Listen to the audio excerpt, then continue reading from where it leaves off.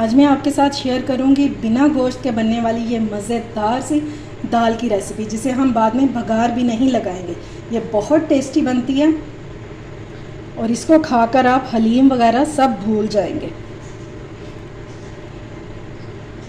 अगर आप भी दाल को इस तरीके से बनाएंगे और इस तरह प्रेजेंटेशन करेंगे तो इंशाल्लाह मेहमान और घर वाले सब डिशेस छोड़कर पहले इसको ट्राई करेंगे। अस्सलाम वालेकुम माय यूट्यूब फैमिली, उम्मीद है आप सब ठीक ठाक होंगे और अपने घरों में अपनी फैमिली के साथ खुश और आबाद होंगे।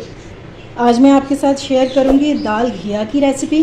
बिना गोश्त के बनाएंगे, बहुत ही टेस्टी बनके तैयार होता है और इसको बनाना भी बहुत ही आसान है। तो चलिए बिस्मिल्लाह करते हैं और बनाना स्टार्ट करते हैं। तो इसके लिए चाहिए हमें दाल चने की। यह है 1 पाव दाल, ठीक है, और इसको मैंने आधा घंटा पहले भिगो दिया था ताकि ये थोड़ी सी सॉफ्ट हो जाए। अब क्योंकि दाल घिया बन रहा है तो दूसरी चीज़ जो हमें चाहिए वो है घिया। ये भी पाव है क्वांटिटी में और दाल भी पाव ही है, ठीक है। इसको मैंने छील लिया हुआ है। अब हमने इसकी कटिंग कैसे करनी है ये देखिए।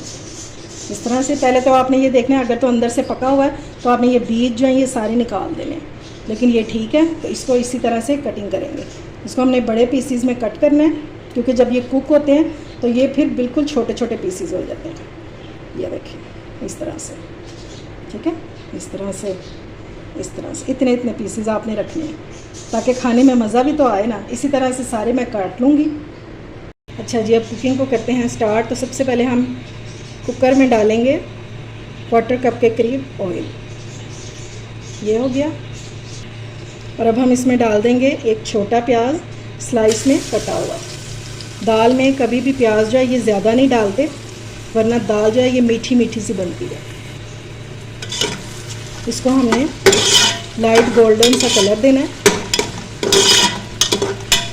थोड़ा सा फ्राई करेंगे हम।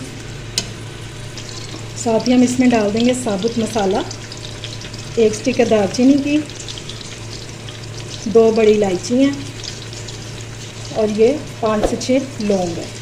ये भी हमने प्याज के साथ ही डाला और इसको हमने भून लेना। ये लो जी, प्याज का जो कलर है ये चेंज हो गया। तो अब हम इसमें डालेंगे थोड़ा सा पानी ताकि ये ज़्यादा कलर इसका डार्क ना हो। और अब हमने डाल देना इसमें 1 टेबलस्पून अदरक लहसुन का।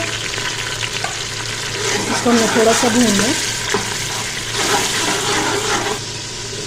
अदरक लहसुन को थोड़ा सा भूनने के बाद अब हम इसमें डालेंगे टमाटर। ये मैंने ले लिया 1 टमाटर और इसको मैंने काटा है बगैर स्किन के, यानी कि इसका छिलका जो है वो निकाल दिया मैंने। और ये 1 ही टमाटर जो है वो कभी भी दाल में ज़्यादा नहीं डालते, वरना ख़राब होने का खदशा होता है, क्योंकि इससे खट्टी हो जाती है तो फिर वो जल्दी ख़राब हो जाती है। और इसको आपने डालना भी छिलकों के बगैर ही है। अब इसमें हम साथ ही मसाले डाल देंगे। सबसे पहले इसमें डालूंगी मैं नमक। आपने अपने टेस्ट के मुताबिक डालना है। हल्दी डालेंगे 1/4 टीस्पून।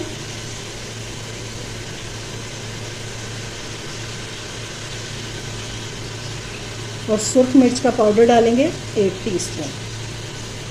इस टाइम पे सिर्फ मैं अभी इसमें बेसिक मसाले ही डाल रही हूँ और हमने इसको भून लेना। साथ ही थोड़ा सा पानी का छींटा भी लगा देंगे ताकि ये हमारे मसाले जो हैं ये जले नहीं। बस थोड़ा सा ही डालना और इसको भून लेना।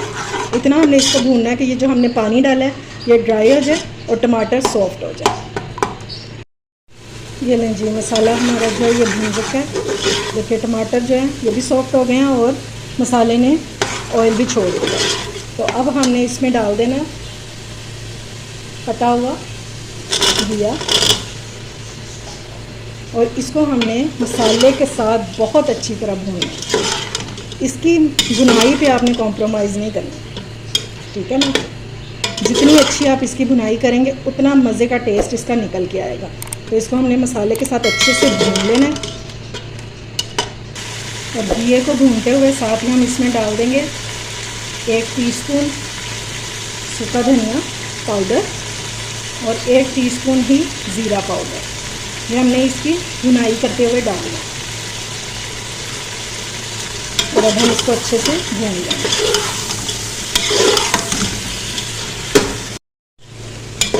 ये लीजिए घिया जो है हमारा बहुत अच्छे से भून चुका है और मसाले में देखें ऑयल भी इसका सेपरेट हो गया है। ठीक है, इस तरह से। तो अब हम इस टाइम पे इसमें डालेंगे दाल, जिसको हमने भिगो के रखा था,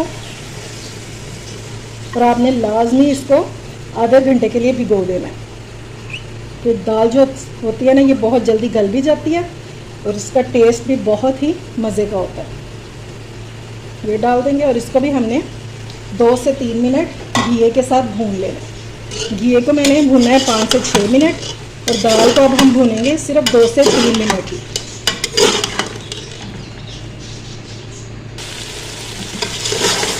दाल को भूनते हुए मुझे 2 से 3 मिनट हो चुके हैं। बस अब ये रेडी है। इसको हम पानी डालेंगे इसमें और कुकर को बंद कर देंगे इसको कुक होने के लिए। ठीक है, तो अब हमने इसमें डालना है पानी मैं इसमें डाल रही हूँ 3 गिलास। ठीक है, ताकि दाल हमारी जो है ये अच्छे से गल जाए। ये देखें, तकरीबन दाल से 2 इंच ऊपर आपका पानी होना चाहिए, वरना दाल जो आपकी है वो नीचे से जल जाएगी। तो अब मैं इसको बंद करूँगी और इसको हमने विसल चलने के बाद सिर्फ 10 मिनट चलाना है। तो 10 मिनट में हमारी दाल जो है ये बहुत अच्छे से गल जाएगी। ये देखें जी, प्रेशर कुकर को मैंने खोल दिया और दाल हमारी बहुत अच्छे से गल चुकी है। ठीक है, और ये तो बेचारा होता ही शरीफ सा, ये बहुत जल्दी गल जाता है, बहुत जल्दी सॉफ्ट हो जाता है। तो ये भी गल चुका है। तो अब हमने 2 काम करने हैं। सबसे पहले तो हमने ये जो पानी ऊपर नज़र आ रहा है ना, ये हमने आधा प्याली या आधा कप ये निकाल लेना। इसका हम क्या करेंगे ये मैं आपको आगे चल के बताती हूँ। इस तरह से हमने पानी निकाल लेना है, क्योंकि अब इस पकी हुई दाल में हमने कच्चा पानी यूज़ नहीं करना। और दूसरा काम हमने ये करना है कि घिया जो है ना, ये हमने सेपरेट कर लेना इस तरह से। ठीक है, अच्छा जी, ये देखें घिया को मैंने निकाल दिया, सारा निकाल दिया मैंने। अगर 1-2 पीसीस रह भी जाएँ तो कोई मसला नहीं है। और चम्मच को साइड पे कर देंगे और हमने ले लेना घोटना। ठीक है, ये सभी के घरों में होता है। अगर ना हो तो आप मदानी ले सकते हैं, अगर वो भी नहीं है तो बीटर ले सकते हैं। और इससे हमने दाल को अच्छे से घोट लेना है, क्योंकि ये दाल जो है इस तरह से साबुत अच्छी नहीं लगती।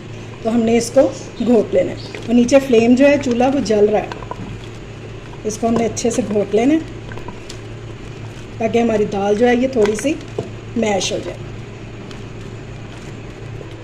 अच्छा जी, अब ये जो हमने पानी रखा था इसका हमने क्या करना है, इसमें हम डाल देंगे 1/2 टीस्पून काली मिर्च का पाउडर और 1/2 टीस्पून हम इसमें डालेंगे गरम मसाला पाउडर। ठीक हो गया।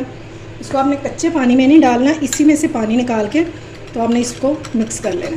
और कभी भी आपने वैसे नहीं डालना, वरना इसमें से गुठलियाँ बन जाती होती है। अगर आप डायरेक्ट डाल देते हैं ना ये दोनों चीज़ें दाल में, तो ये गुठलियाँ बन जाएंगी फिर। और अब हम इसमें वो पानी भी शामिल कर देंगे काली मिर्च और गरम मसाले वाला,